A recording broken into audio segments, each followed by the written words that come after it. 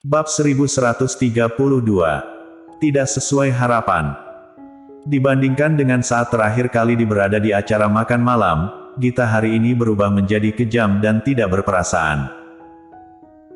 Saat menghadapinya, dia tidak lagi merasa gelisah, tidak lagi gugup, dan bahkan menatapnya dengan sarkasme di matanya, dan menatap langsung ke arahnya ketika dia berbicara, tanpa rasa takut. Sikapnya kali ini terhadap pria itu sangat bagus. Namun, apa yang dikatakan Andri Han dari mulutnya bukanlah yang ingin didengar Andri Han.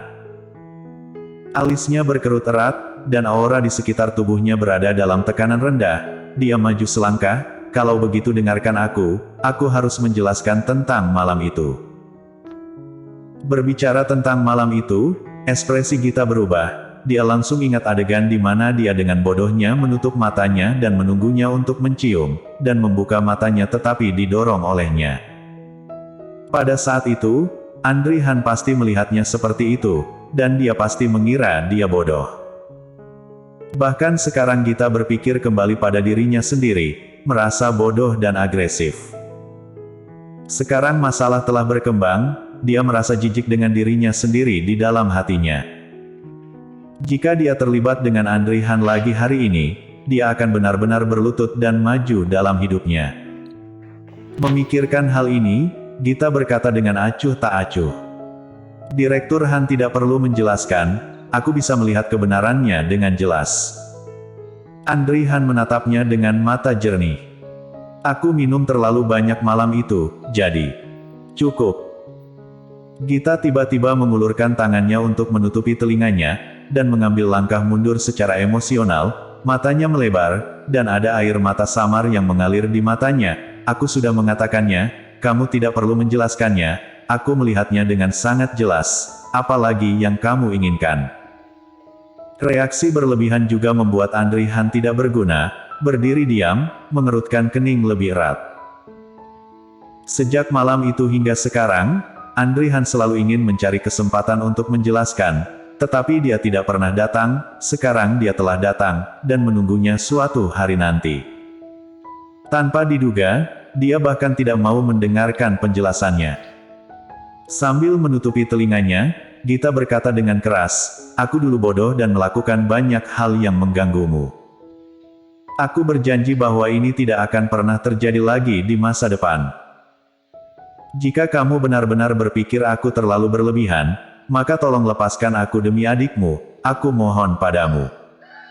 Setelah itu, Gita langsung pergi dari hadapannya tanpa menunggu reaksi Andri Han.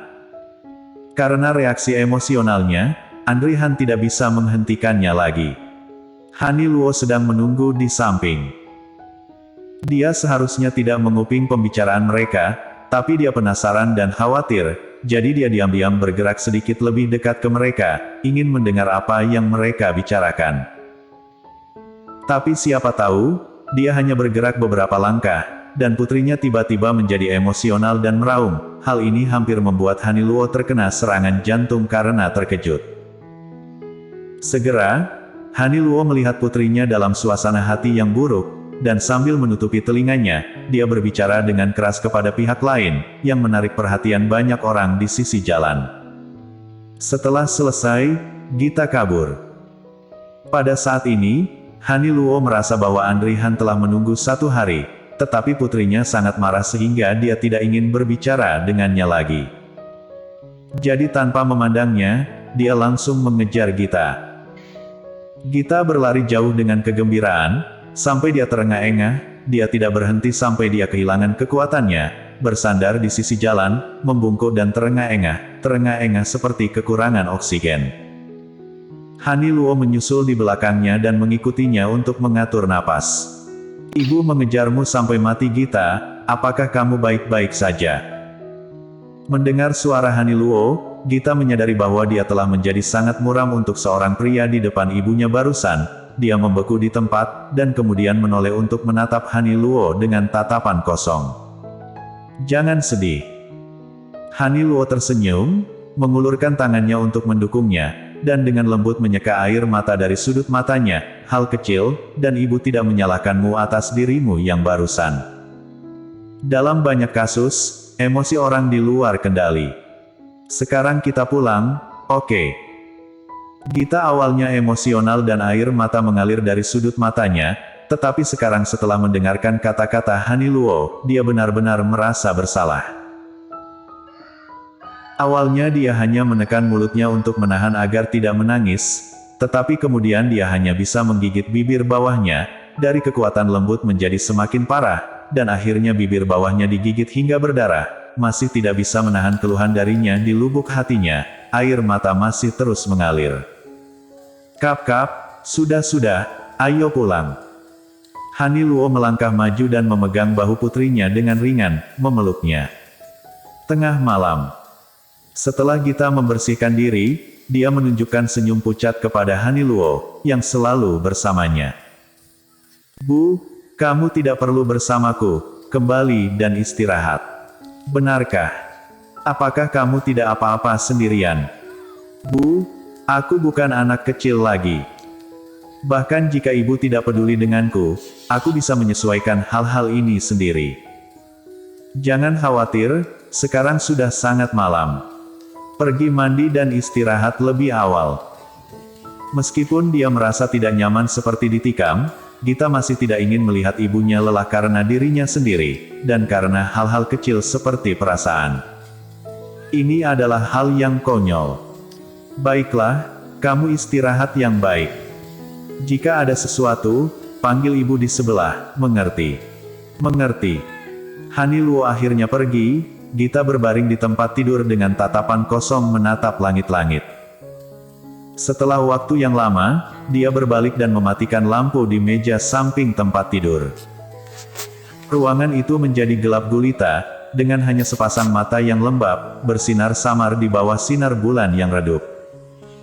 Keesokan harinya, matahari masih terbit, Gita bangun untuk membersihkan dan keluar.